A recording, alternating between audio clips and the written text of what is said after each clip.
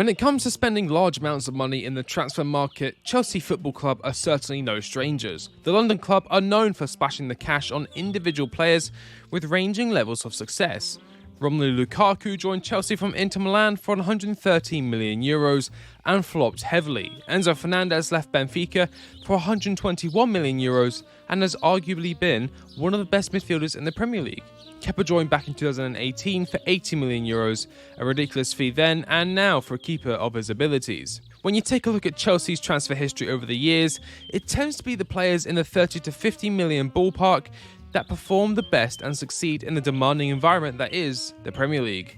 I'm talking about players like Antonio Rudiger, who joined Chelsea for 35 million, N'Golo Kante for 36, Diego Costa for 38, Cesc Fabregas for 33, Eden Hazard for 35, and of course, King Didier Drogba for 38.5 million.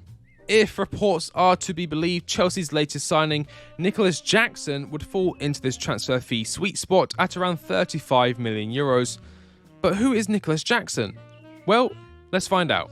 Jackson was born on the 20th of June 2001 to parents David and Lynette Jackson in the Gambia, although the African striker would go on to play for Senegal during international competitions such as the African Cup of Nations. He began his footballing journey at ASC Telen, his local side, before switching allegiances to Casa Sports in 2018, a top division side in the Senegalese league. It took just one season at Casa Sports before European clubs came calling.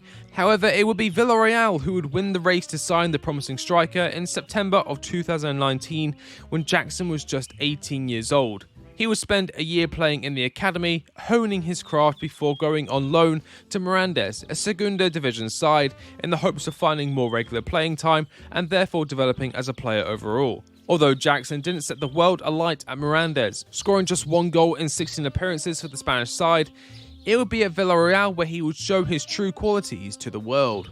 In his first full season for the Yellow Submarines, he was used mainly as a late-game substitute, making a total of 9 appearances off the bench, scoring 0 whilst assisting the same amount for his team. However, the 2022-23 season was his breakout year, as Jackson went on to score 12 goals in 26 league appearances, whilst providing 4 assists for his team, who finished 5th, achieving European football for the 23-24 campaign.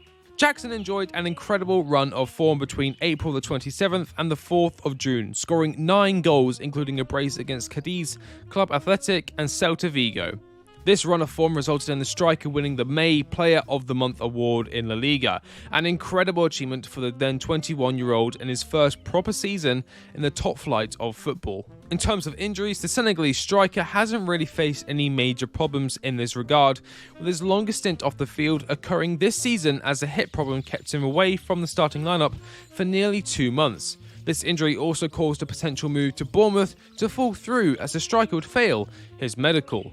According to an article titled, "Why do Real Madrid struggle against low blocks?" the Spanish league is, quote, a breeding ground for teams that field a low block, with Cadiz and Elche named as prime suspects for implementing this system. As mentioned earlier, Jackson scored a brace against Cadiz this season, taking advantage of a lapse in concentration by the defenders. A large majority of the sides Chelsea face do implement a low block system and try to attack the London club on the break. This has been a prevalent issue this season, as many of our attackers have failed to break through the defensive shapes of our opponents, leading to low scoring draws or losses at the hand of counter-attacking football. From what I've seen of Nicolas Jackson, the majority of his goals this season have come from counter-attacks, catching the opponents as their defensive structure is disturbed. This is a rare circumstance for Chelsea, as the London club tend to hold more possession and therefore counter-attacking opportunities come few and far between. This could present itself an issue for Nicolas Jackson. Jackson stands at 6'1" and is a natural finisher. One of his biggest strengths is his, strength. When receiving the ball in the midfield at the start of an attack, Jackson is more than capable of holding off a player whilst using his acceleration to get away from the press and drive towards goal. This burst of pace is a highly useful tool, and it allows the striker to create chances for himself and win fouls from defenders as they mistime their tackles. Villarreal set up in a 4-2-3-1, following the status quo of La Liga and implementing a low block to catch teams on the counter. Jackson, of course, starts up top as the striker, with Chukwueze, Baena and Pino behind and around him. A lot of the times when Villarreal are attacking through the middle, Jackson is accompanied by one of these players to both spread the defence and also provide a passing option if Jackson determines his teammate to be in a better goal-scoring position. At Chelsea, he'll be surrounded by players like Christopher Nkunku, Mykhailo Mudryk, Raheem Sterling and Noni Madueke, who are all capable of fulfilling this role, as all mentioned are full of pace, although Pochettino isn't exactly a counter-attacking manager. When you look at Nicolas Jackson's underlying metrics, you would assume he is a fairly well-rounded striker. He ranks highly for non-penalty goals compared to other forwards, as well as assists, expected assists, progressive carries and, surprisingly, blocks. Standing at 6'1", one would expect the Senegalese striker would win aerial duels more than most. However, this is not the case, as in the 22-23 La Liga season, Jackson won just 30% of his aerial duels, and out of his 12 league goals, none of them came as a result of a header. Chelsea are a side that likes to use their width. Ben Chilwell and Reece James like to move up the field, making overlapping runs before whipping a ball into the box. It would certainly be beneficial to the squad if the target man was prolific at winning aerial duels in order to create another pathway to scoring and winning games. What Mauricio Pochettino mainly wants from his strikers is someone who can provide a lot more to the team other than just being an elite goal scorer. This statement is best supported by the way in which Harry Kane was deployed under Poch whilst the Argentinian coach works at Spurs. Under Pochettino, Harry Kane would drop into deeper areas of the field, dragging defenders out of position, disrupting the shape entirely.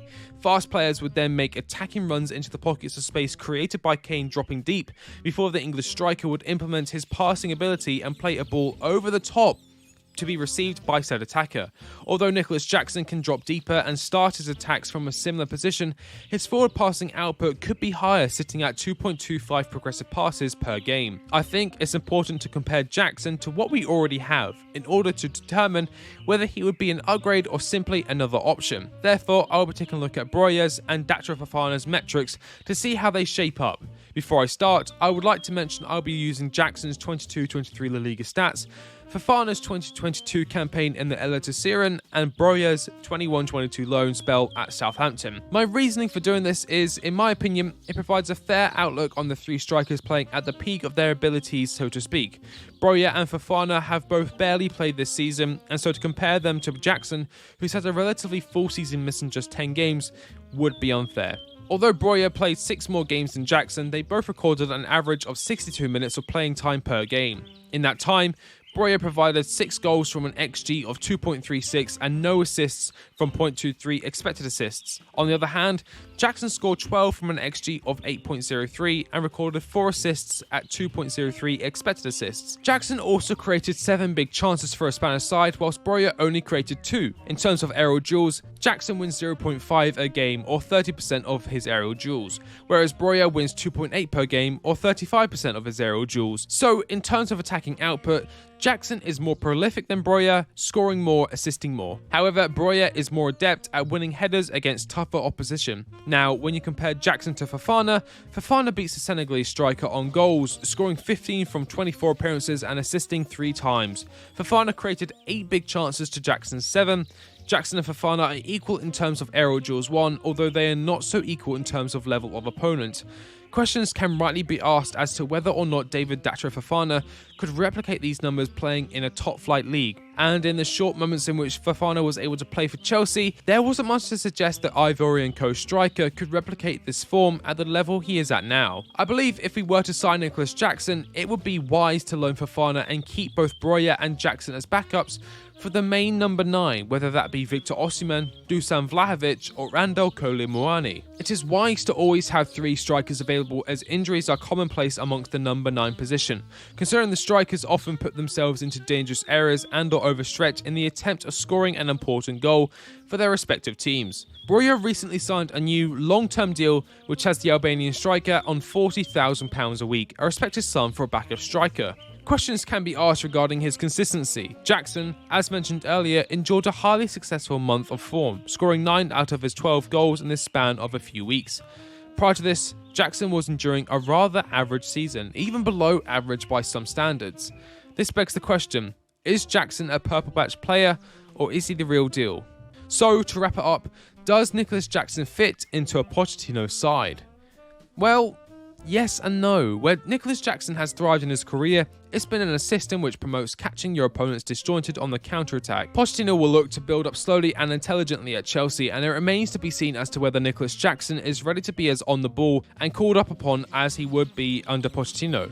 Not everyone can do it. It takes a rare breed to succeed in the Pochettino side. For €35 million, Nicolas Jackson, in my opinion, would be a solid buy as long as it doesn't stand in the way for a move for a player like Osimhen, who will not come cheap. I don't believe Jackson is being looked at as a starting number 9 next season. Again, he is a highly competent backup alongside Breuer.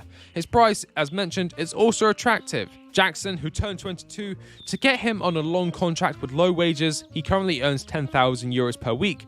He could be sold in the future for upwards of €50 to €60 million, as long as we play our cards right, making him not just a useful asset on the pitch, but also a smart investment for the future.